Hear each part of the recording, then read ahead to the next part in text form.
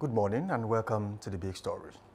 This is that segment of the show where we go beyond the headlines to uncover the forces shaping Nigeria and the world at large. I'm your host, Samson Balogun, and today we turn the attention to a corner of the globe that has suddenly become a focal point of international power politics, the icy expanse of Greenland.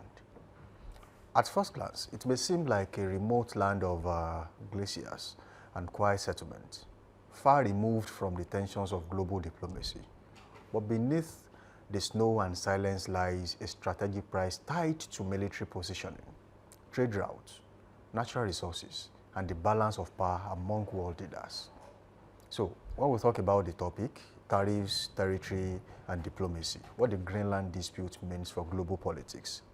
Stay with us as we explore why this vast Arctic territory is capturing the attention of major world powers and what it could mean for the future of international relations. Samson Balogun is my name, and thank you for joining us on the show this morning. Now, very quickly, the renewed global focus on Greenland did not emerge in a vacuum. It was propelled into the spotlight by a bold and controversial statement from former, of course, the United States President, Donald Trump, who publicly expressed interest in the United States acquiring Greenland, describing the idea as a strategic necessity for national and global security. Trump's remarks, widely reported across international media, reframed Greenland not just as an autonomous territory under the Kingdom of Denmark, but as a geopolitical asset in a rapidly changing world. He pointed to it as its location in the Arctic, its proximity to major global shipping routes, and its potential wealth in rare earth minerals and energy resources as reasons why major powers could no longer afford to ignore it. The reaction from Europe was swift and firm. The UK Prime Minister, aligning with Denmark and broader European partners, reaffirming the principle of territorial sovereignty, stressing that Greenland's future must be determined by its people and within the framework of international law. The British leader underscored that in a rules-based global order, nations cannot treat territories as commodities to be bought or bargained over. These contrasting positions, one rooted in strategic expansion and economic leverage, the other in diplomacy and legal norms, reveal a deeper struggle playing out on the world stage. At the heart of the Greenland debate is not just ownership, but influence. Who controls access to the Arctic? Who benefits from emerging trade routes as ice melts? And who sets the terms for resources extraction in one of the planet's last frontiers? This moment also raises broader questions about how global powers use tariffs, alliances, and diplomatic pressures as tools to negotiate. Is Greenland discussion a one-off controversy or a sign of a new era where strategic territories become central bargaining chips in international relations? Joining us on this show this morning is Oluwakemi Ademola Aremo, Comrade Katie, a public affairs analyst, a good governance advocate, and a lecturer at the University of Ibadan. Good morning to you, Comrade Katie. Thank you. You've added an extra to that description. Good morning. It's so good to be here this morning. I feel so great. We're really on the brink of new history. You know, the other time we had to talk about Venezuela, I said, the people that wrote the books are rewriting the books. Those that came up with the theories you're living with, you know, the Socratic system. They're changing the music. They're changing the music, and you better be ready to dance. And that is why, you know, I love the fact that things are emerging. So the whole world is seeing the truth. Being in NATO does not mean, you know, that alliance to be in NATO does not mean protection.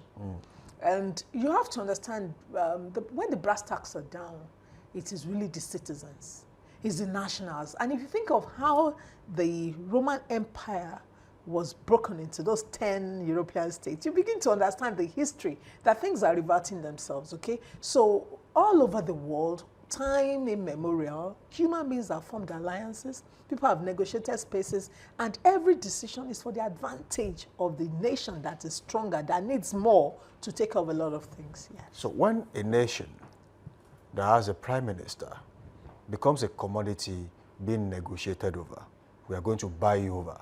Oh, you cannot buy us over. And then it becomes an issue of force. Is the United States preying on smaller nations? I will ask you this question again. Is the United States preying on smaller nations, or they are cannibalizing them? No, no, no, no, no. What is really, look, if America at the point, let's say 10 years ago, had gone to Greenland and say, we want you to be part of us, would they have refused? The dream of many citizens of different nations is to go to America. In fact, people have begged America to take over their system because they saw it as a superior system. The only big alliance then, or opposition, was USSR. Okay, there was a time when the whole world was left or right. Okay, so now that is now playing out. The USSR was broken down. Yes, over time. That is what I'm saying. Before then, okay, there were ideologies. In fact, what led to the destruction of that communist system was the fact that there was another system that was competing with the philosophies that formed that nation. So when you have ideologies, they govern the world, how people think. So when you are just a floundering persona, like we have in Nigeria, I have to say that, look, I'm telling you, if Nigeria was very close to where America could take over, what do you think Nigerians would say?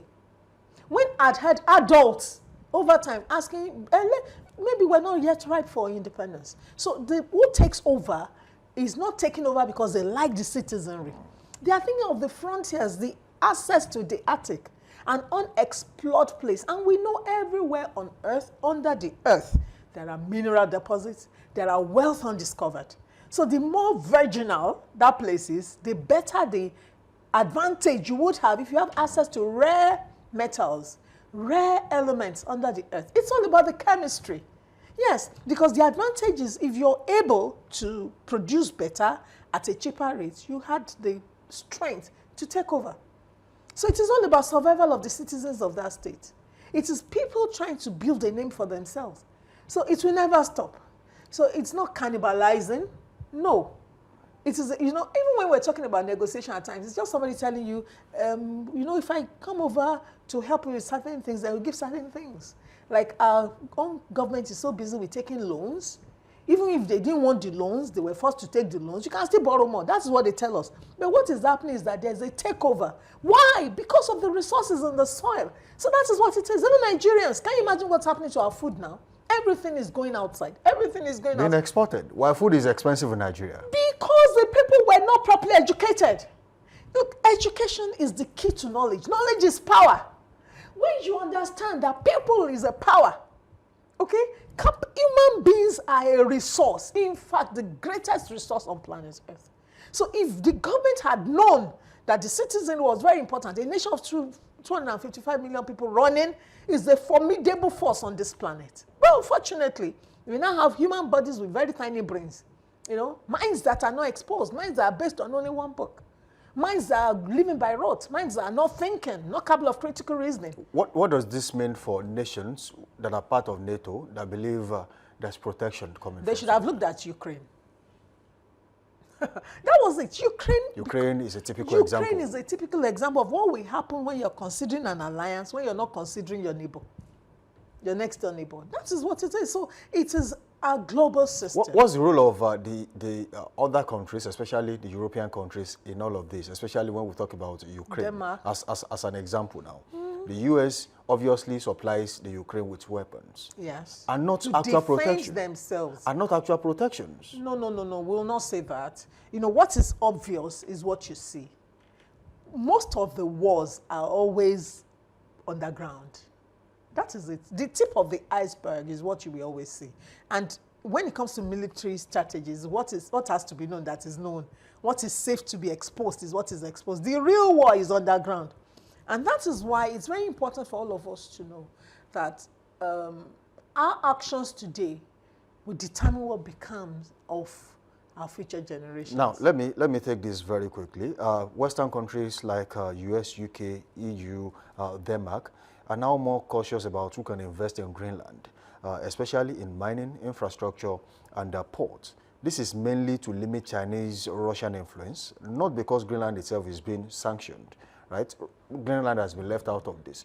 But it is the Cold War between the US, Russia, China that is giving Greenland this kind of attention at this time. The whole world is playing. Look, even Nigeria is not just conscious. I'd love to talk about outside Nigeria. I love to talk of inside, because when you see the example of what is happening to you should be cautious. Now, it's only Nigeria. Look at Ajaokuta steel mill industry. You know what happened to that place where it was never functional? Because we did not watch who was coming to help, bring some technical knowledge to that place. So you have chaos. And that is why it's still dysfunctional to today. So every normal person, including your own local government, watch who is investing in your community. If the wrong person is investing in your community, you're in a process of being taken over. That's what it's all about. All you need is enough population within that are speaking for the external oppressor, someone that stands to gain, then the door is opened. It's human beings that will sit down in committees and make decisions. It's human beings that will open the door. So yes, when you have an influx of people into your local government area, those are potential leaders in your community, and they will open the door for where their alliance lie.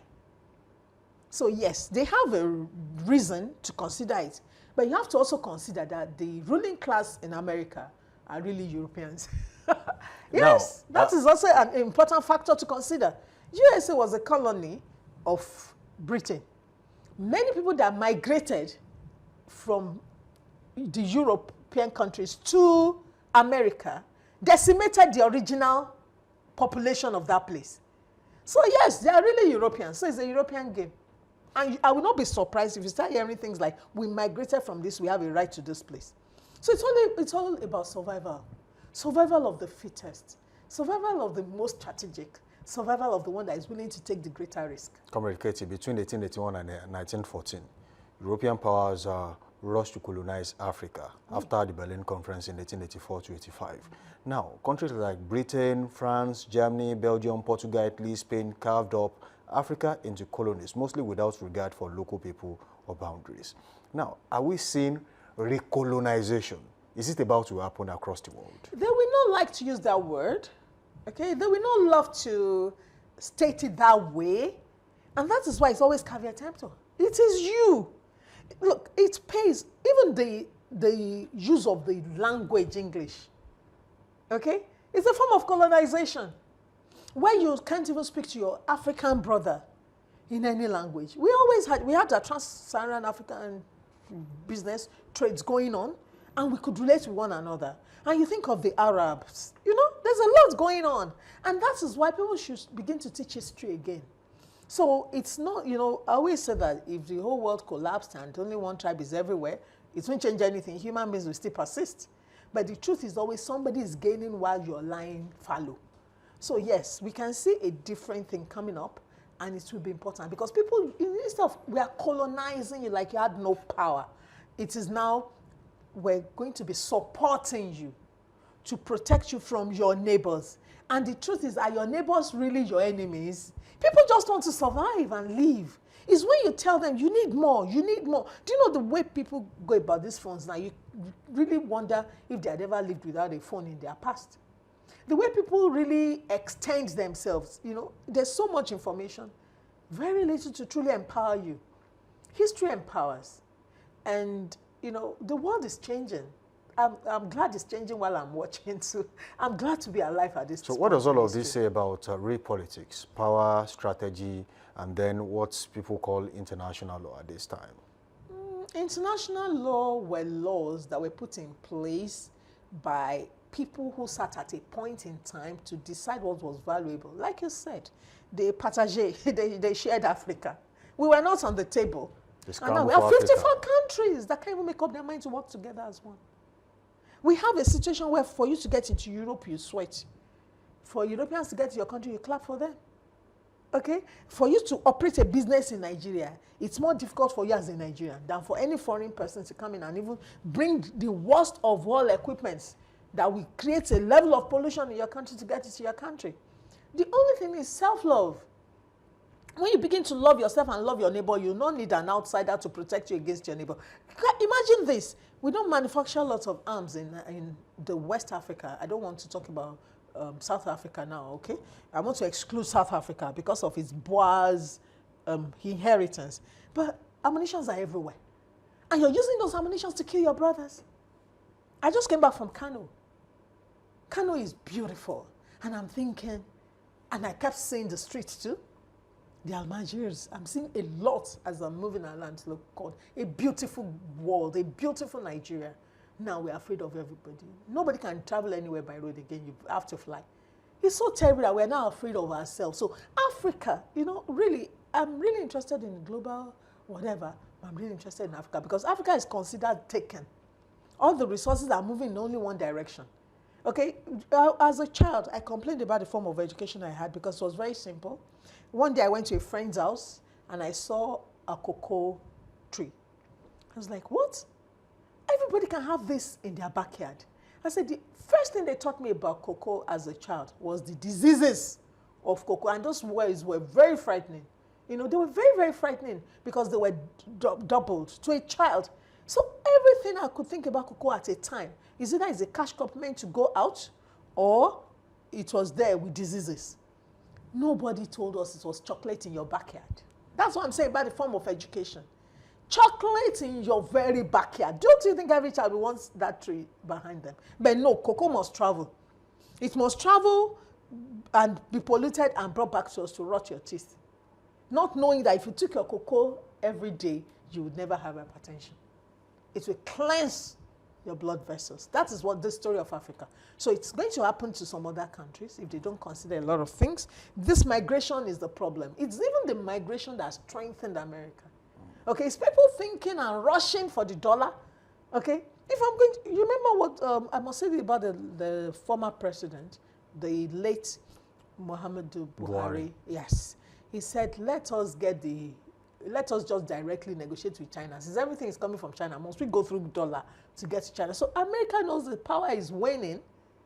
So they have to look for more resources because there are people, more than 300 million people in that land. Now, basically, at this time, should countries be worried about a resource rush in Greenland, judging by the current situation surrounding that particular territory? No, no, no, no, no. I think, and I know God is not wicked. Yes, please. Every nation has its own form of resources, which you would negotiate in international trade for things you think are of value to you. So yes, it is time for everybody to look inward and build human capacity. Yes. You can sit back at home and work anywhere in the world. The world has become a global village. So strengthen the philosophy of your people.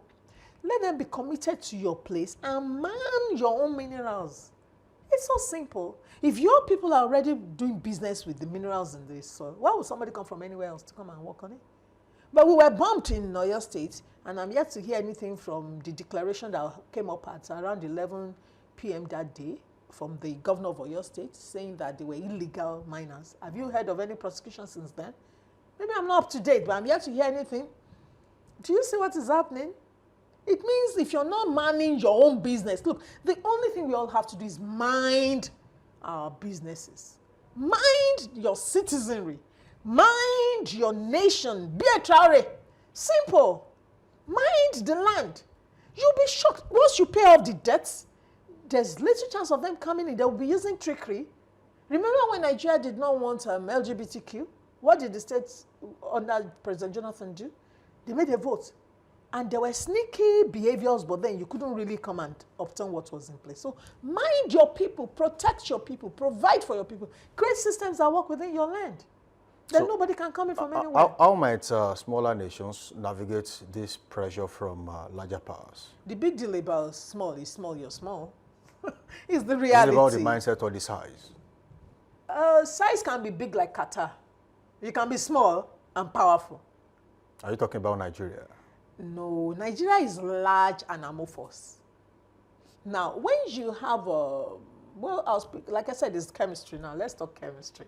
What I want to say is that the strongest bond, relationship, alliance is between people that have to give and some are taken. There's an exchange, equal exchange, and you're strong. You form a lattice. But when you're amorphous, any small thing, you're just becoming water. You go to the next stage, okay? So it's like diamond and looking at the slate, you know, just like coal, you know, carbon, just, So it's about what is inside. So now for Nigeria is not a small nation. Nigeria is very big. 1/4 of all the blacks in the world are Nigerians. That's a very big nation. We're very big, you know, like 255 million counting.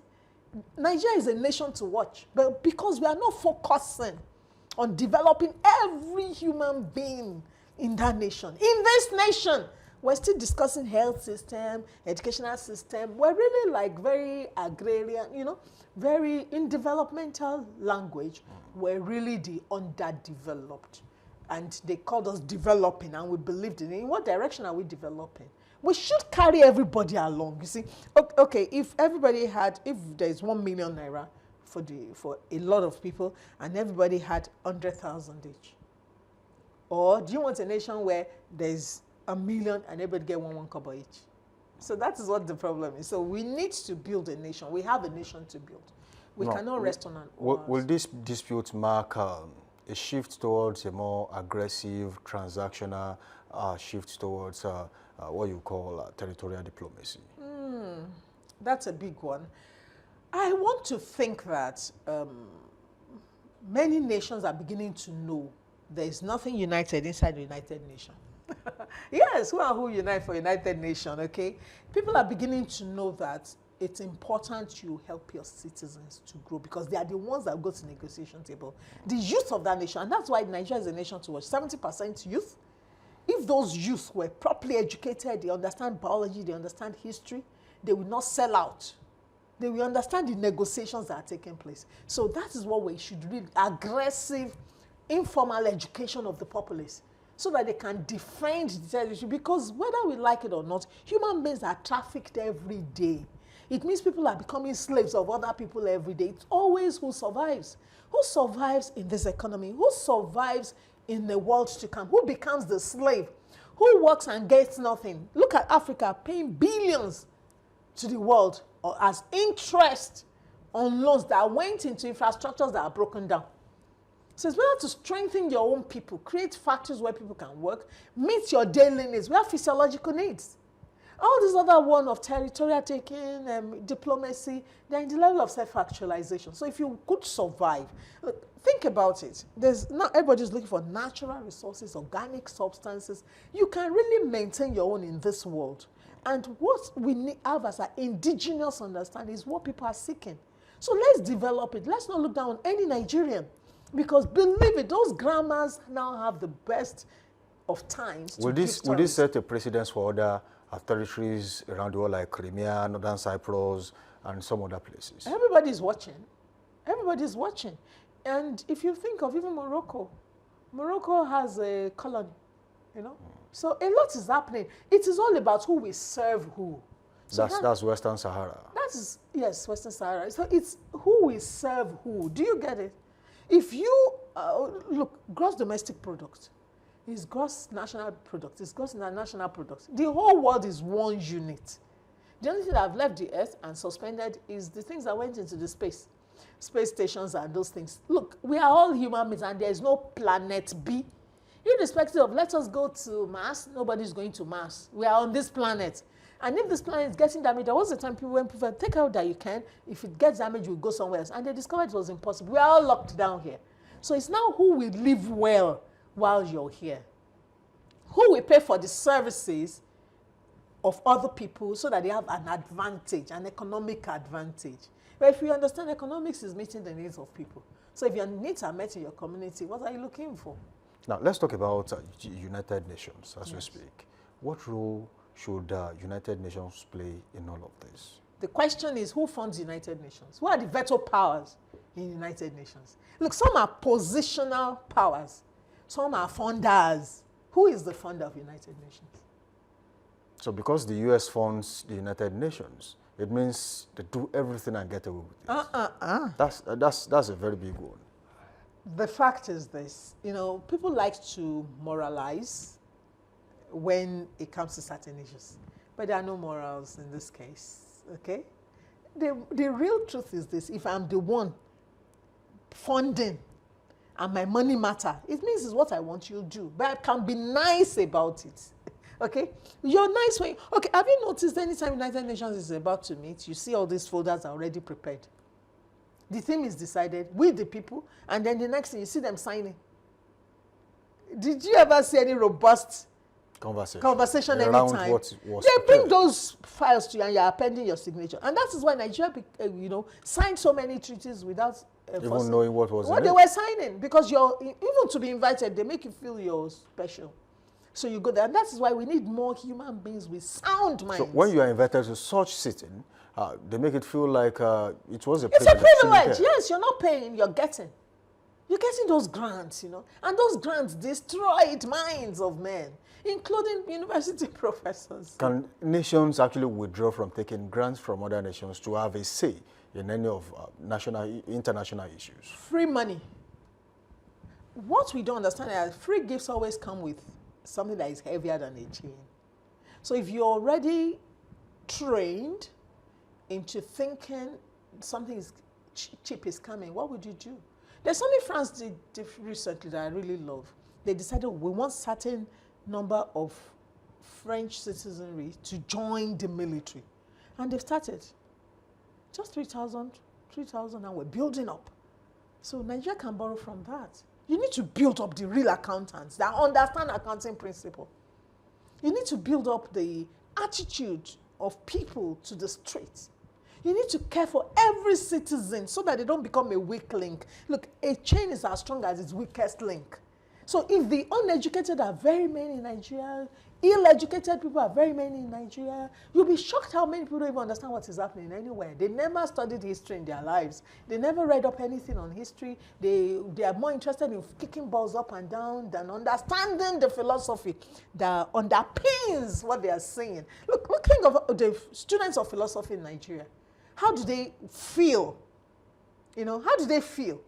If you think of students of psychology, how do they feel in the nation? So what problems are they solving?